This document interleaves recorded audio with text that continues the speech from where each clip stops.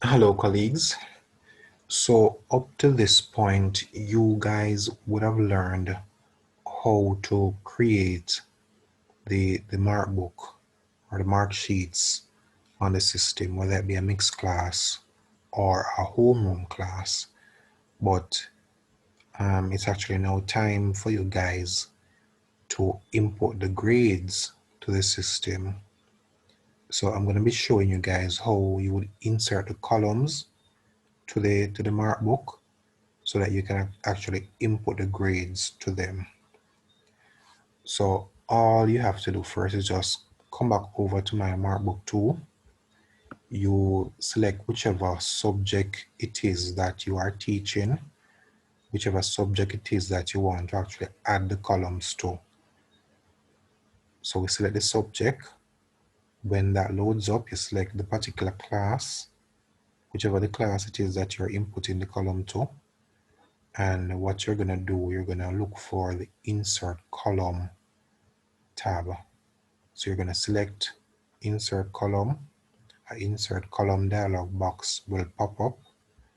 What it's asking for you to do is to enter the date for that particular column that you want to insert. So under normal circumstances, for each month, you would be required to input grades for that particular test week or that particular assignment, or so on and so forth. So let's say, for example, we want to input the grades for the September month end. If it's a case where it was a diagnostic test, or it was a monthly test, or it was a piece of project that you would have given to the students to do, and you want to input that grade for September, you're going to scroll through, look for the month of September. You're going to select a date in that month. You're going to give the column a title.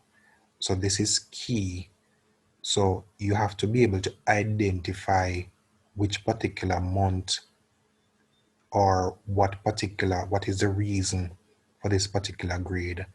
So let's say, for example, it was a monthly assessment for September. What you can name it is September assessment for short. It will also ask to select a month.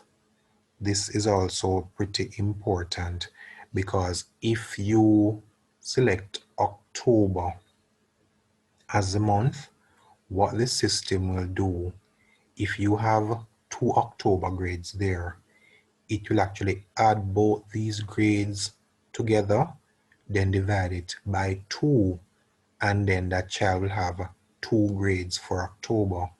So you have to pay keen attention as it pertains to labeling the columns. You have to ensure that whichever month the assessment is intended for, that is a particular month in which you indicate to the system that the grade belongs to. So the other important thing right here, category. It is a monthly grade that you're actually inputting for the student. So you have to ensure that the category that you select is actually term grade. When it says exam grade, this only refers to the exam that is given to the student at the end of the term. That's normally whether it be in December, April, or July. So only those 3 months or 3 particular test items that are given to the students are normally classified as exam. So not because you give them a test at the end of September or a test at the end of October, that does not mean it's an exam grade. Those are classified as term grades. So please ensure that you select term grades for those particular periods. So whether that be September, October, November, January, February, March, those are term grades. So after you select the category, you select insert. So in the background here, let me just close this. The term, or the September has now been inserted. So September assessment, that is a column that we inputted just now. So what I'm going to do is run through real quick and just put in the ones for October. Just change this from September to October. And what you guys can do to ensure that this is less strenuous for you, you can just create all the columns at once for the entire term. So the ones for September, the ones for October, the one for November, and the one for December. You can just create them all so that each month you don't have to go through and create it over and over and over again. Just use one stone to kill all three birds, literally. And then finally, the one for December.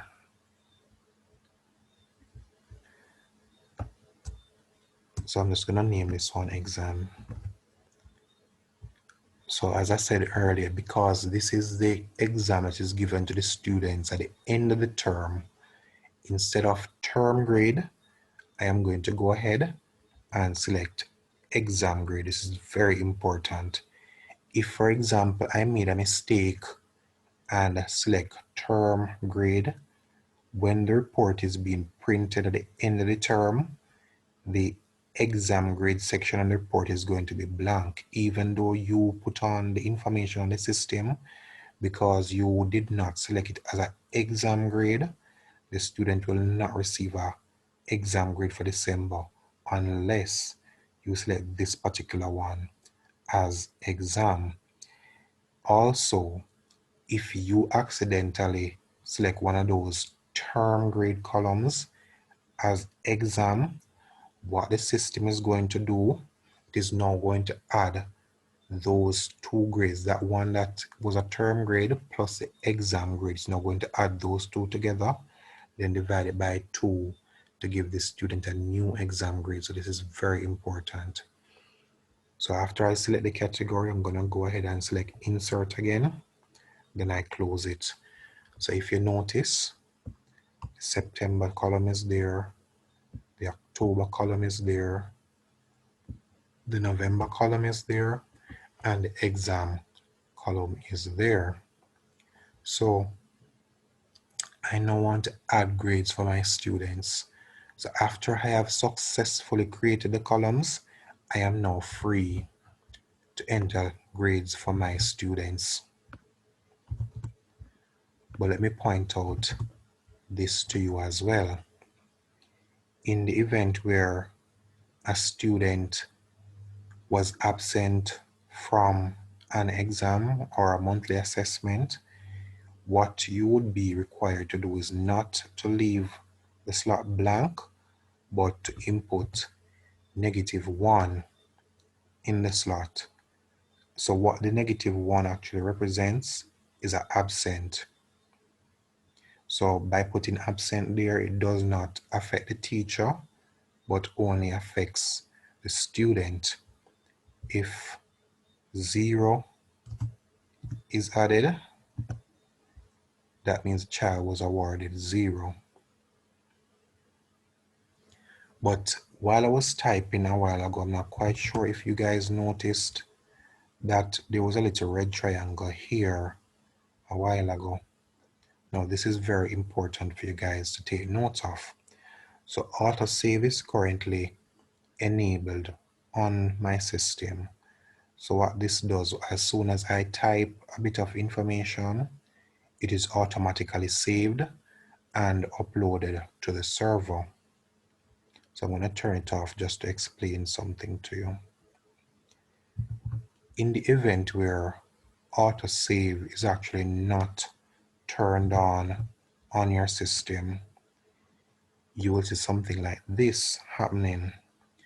If you notice, these red triangles are not disappearing right now.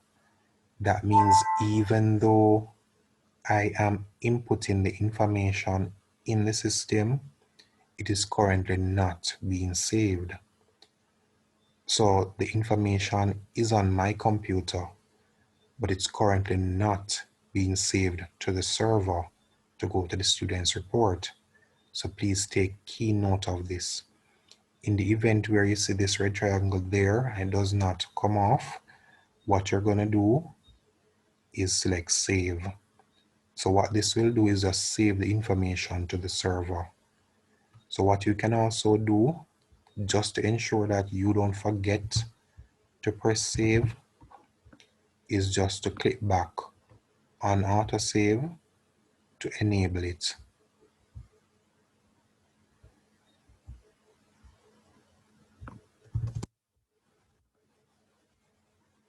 But just in case you click on autosave and it does not come up, just try to remember to click on save, just in case, as a precaution. So after you have successfully entered all your grades, what I'm going to ask that you do is to come right here and select update. Before I press on update, I want to take note as to how the class looks down here. If you notice, there's a little X and it's in red. I'm going to click on update. I want you to look what happens afterwards. So if you notice, it now changes from this red with the X there to green with a tick on it.